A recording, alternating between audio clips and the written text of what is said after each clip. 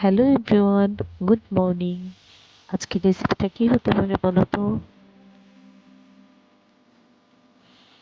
রেসিপিটার জন্য আমি এখানে কিছু সরিষা, কাঁচা লঙ্কা ও লবণ একসাথে বেটে নিচ্ছি।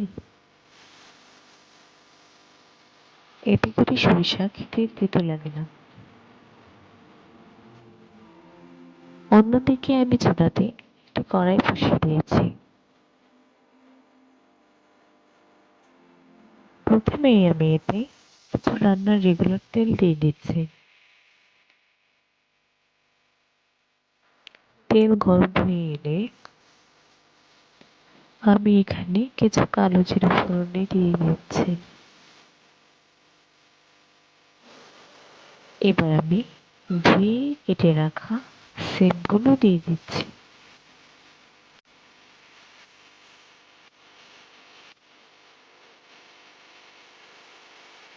এরপর এতে একে একে হলুদ ও লবণ দিয়ে সিমটাকে ভালোভাবে নাড়াচাড়া করে নিতে হবে।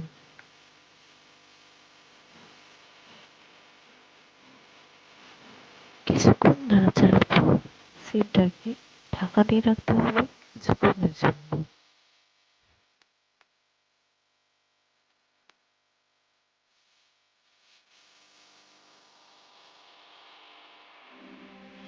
কিছুক্ষণ পর ঢাকনা খুলে সিমটাকে আবারও ভালোভাবে নেড়ে ছেড়ে দিতে হবে। এবার আমি এতে কিছু সাদা সর্ষে ও কালো সর্ষে বাটা এড করছি।